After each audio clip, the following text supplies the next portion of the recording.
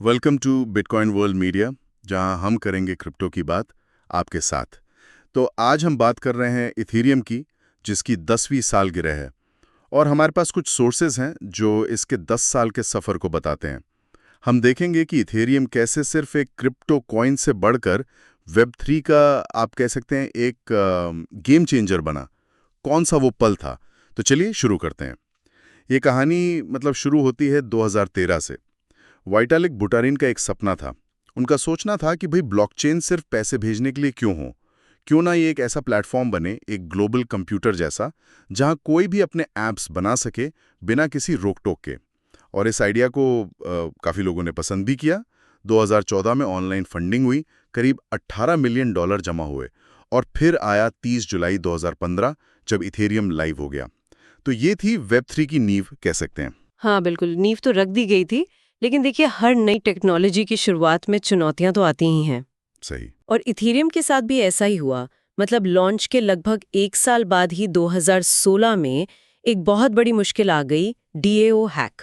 ओ हाँ, डे ओ हैक, मैंने सुना है इसके बारे में। काफी बड़ा था शायद। बहुत बड़ा एक प्रोजेक्ट था डीएओ। उसके कोड में एक कमी थी, एक बग था, जिसका फायदा उठाकर हैकर्स ने करीब $50 मिलियन के ईथर चुरा लिए। ये सिर्फ पैसों का नुकसान नहीं था, ये इथेरियम के लिए आप कह सकते हैं एक तरह का अस्तित्व का संकट बन गया था। मतलब लोगों का भरोसा हिल गया था। तो फिर क्या हुआ, कैसे निपटा इससे? देखिए, कम्युनिटी के सामने एक बहुत मुश्किल फैसला था। क्या ब्लॉकचेन का जो मूल सिद्धांत है कि वो बदलेगा नहीं, इम्यूटेबल रहेगा, उसे माना जाए, या फिर चोरी हुए पैसे वापस लाने के लिए सिस्टम में बदलाव किया जाए। आखिर में कम्युनिटी ने वोट करके हार्ड फोक करने का फैसला लिया। इससे सिस्टम दो हिस्सों में बंट गया, एक पुराना वाला और एक नया, जिसमें चोरी हुए पैसे वापस हो गए थे। अच्छा। हाँ, ये बहुत कंट्रोवर्शियल था उस समय, लेकिन इसने सिक्योरिटी कितनी ज़रूरी है और कम्युनिटी मिलकर कैसे फैसले ले, मतलब गवर्नेंस, इसका महत्व समझाया। उस टाइम इथेरियम की कीमत जानते हैं, करीब $11 के आसपास थी। सिर्फ $11? और आज कहाँ है? तो इस झटके के बाद इथेरियम ने रफ्तार कैसे पकड़ी? क्योंकि इसके बाद तो ग्रोथ तेज हुई है ना? हाँ बिल्कुल, 2017 का साल आया और आईसीओ का बूम आ गया, मतलब इनिशियल कॉइन ऑफरिंग। इथेरियम का जो ERC-20 टोकन स्टैंडर्ड था, उसने नई कंपनियों के लिए अपने खुद के टोकन बनाकर पैसा जुटाना बहुत बहुत आसान कर दिया। अच्छा, तो ये फंडिंग का नया तरीका बन गया। एग्जैक्टली और इससे हुआ ये कि ढेरों नए प्रोजेक्ट्स इथेरियम पर आने लगे। और जब इतने प्रोजेक्ट्स आ रहे थे तो ETH की डिमांड बढ़ी और कीमत $10 से उछलकर $900 तक पहुंच गई एक ही साल में। $900, कमाल है। ये को हुई फंडिंग की बात, लेकिन क्या इसका असर फाइनेंस की दुनिया पर भी पड़ना शुरू हुआ? मतलब रियल यूज केस? जरूर जरूर। 2018 से 2020 के बीच डीफाई ने, मतलब डिसेंट्रलाइज्ड फाइनेंस ने जोर पकड़ा। इथेरियम पर ऐसे एप्लीकेशंस बनने लगे जो आपको बैंक के बिना ही लोन, सेविंग, ट्रेडिंग जैसी सर्विसेज दे रहे थे। जैसे मेकरडाओ, यूनिस्वैप, ये सब नाम काफी पॉपुलर हुए। हाँ, मैंने सुने ये नाम। यूनिसेफ तो काफी चलता है। बिल्कुल। और 2020 में तो डीफाई समर आया, जब इन प्लेटफॉर्म्स में अरबों डॉलर का इन्वेस्टमेंट आया। ये दिखा रहा था कि इथेरियम सिर्फ टोकन लॉन्च करने के लिए नहीं, बल्कि फाइनेंशियल सिस्टम को बदलने की ताकत रखता है। सही कहा। लेकिन इस दौरान कीमत में भी काफी उतार चढ़ाव रहा है ना? जनवरी 2018 में करीब $1270 का पीक था, फिर 2020 खत्म होते होते $654 तक भी गिरा। हाँ, वॉलेटिलिटी तो क्रिप्टो का हिस्सा रही है, लेकिन कीमत ऊपर नीचे होने के बावजूद प्लेटफॉर्म की जो नींव थी वो मजबूत होती जा रही थी। टेक्नोलॉजी बेहतर हो रही थी। पर ये सब शायद फिर भी थोड़ा टेक्निकल था। आम लोगों तक इसकी पहुंच कैसे बनी? वो हुआ 2021 में, NFTs के जरिए, नॉन फंजिबल टोकन्स। अच्छा, NFTs, डिजिटल आर्ट और वो सब। हाँ, digital art, collectibles, gaming items, ये सब इथेरियम पर खरीदे बेचे जाने लगे। मीम्स बिकने लगे लाखों डॉलर में। और अचानक से वो लोग भी इथेरियम से जुड़ गए जिन्हें ब्लॉकचेन या क्रिप्टो की शायद पहले कोई खास समझ नहीं थी। वो बस NFT खरीदना चाहते थे। हाँ, ये तो मैंने भी देखा, बीपल की आर्टवर्क वाली खबर। बिल्कुल। और इस NFT क्रेज ने ETH की कीमत को $4800 के भी पार पहुंचा दिया। वो एक अलग ही माहौल था। तो NFT ने इसे आम लोगों तक पहुंचाया। लेकिन अगर हम टेक्नोलॉजी की बात करें, तो सबसे बड़ा बदलाव कब आया? वो था 2022 का द मर्ज। ये इथेरियम के इतिहास का सबसे बड़ा और शायद सबसे मुश्किल टेक्निकल अपग्रेड था। द मर्ज, हाँ, काफी चर्चा थी इसकी। बहुत ज्यादा।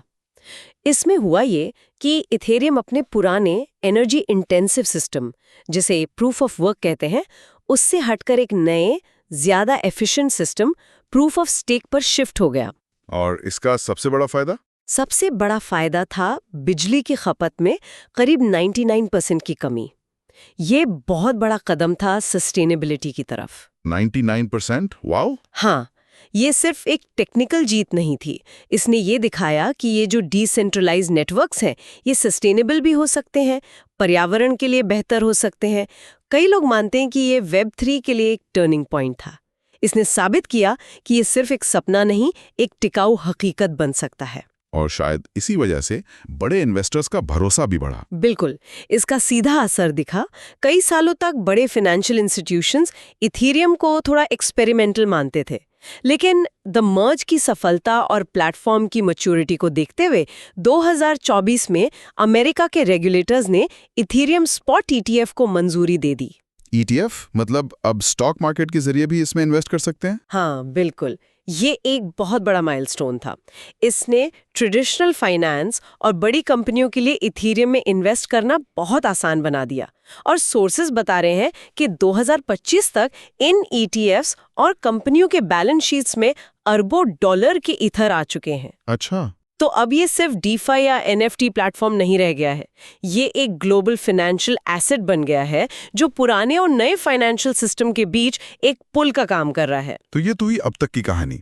आगे का क्या प्लान है? सफर तो जारी रहेगा? हाँ, बिल्कुल जारी है। अपग्रेड्स का सिलसिला रुका नहीं है। 2024 में डेनकोन अपग्रेड आया, जिसने ट्रांजैक्शंस को खासकर लेयर 2 सॉल्यूशंस के लिए तेज और सस्ता बनाया। लेयर 2 मतलब स्केलिंग के लिए? हाँ, स्केलिंग इंप्रूव करने के लिए। और आगे 2025 के अंत तक फुसाला अपग्रेड है। फिर 2026 में ग्लैम्स्टेगाम है। ये सब नेटवर्क की कैपेसिटी और एफिशिएंसी को और बढ़ाएंगे। और इस 10वीं सालगिरह को मनाने के लिए एक इथेरियम टॉर्च NFT भी है, जो कम्युनिटी में एक हाथ से दूसरे हाथ जा रहा है, कोलैबोरेशन के सिंबल की तरह। इसे 30 जुलाई को बर्न किया जाएगा। अच्छा, एक चैप्टर का अंत और नए की शुरुआत। हाँ, कुछ वैसा ही। लक्ष्य वही है, सबके लिए खुला, आसान और डिसेंट्रलाइज्ड वेब 3 बनाना। तो इन 10 सालों में इथेरियम ने वाकई एक लंबा सफर तय किया है। अगर आप पीछे मुड़कर देखें तो वो कौन सा एक पल था जिसने सच में गेम बदल दिया, जिसने इसे वेब 3 का पिलर बनाया? ये मुश्किल सवाल है। देखिए, हर कदम जरूरी था। विटालिक का शुरुआती विजन, फिर डाउ हैक से मिली सीख, ICO और DeFi का इनोवेशन, NFT से मिली मेन स्ट्रीम पहचान, सबने कुछ न कुछ जोड़ा। लेकिन अगर मुझे एक मूवमेंट चुनना हो जिसने ये साबित किया कि वेब 3 सिर्फ एक टेक्नोलॉजी का सपना नहीं, बल्कि एक टिकाऊ लॉन्ग टर्म हकीकत बन सकता है, तो शायद वो 2022 का द मर्ज ही था। द मर्ज क्यों? क्योंकि उसने टेक्नोलॉजी की सस्टेनेबिलिटी और उसकी जिम्मेदारी पर उठ रहे सबसे बड़े सवालों में से एक का जवाब दिया। उसने दिखाया कि ये इकोसिस्टम ग्रो करने के साथ साथ बेहतर भी हो सकता है।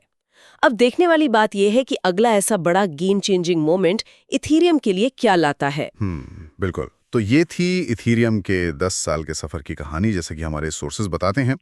काफी कुछ हुआ इन 10 सालों में। डेली न्यूज की जानकारी के लिए हमारे चैनल को सब्सक्राइब कर लें। जल्दी मिलते हैं एक नए टॉपिक के साथ। धन्यवाद।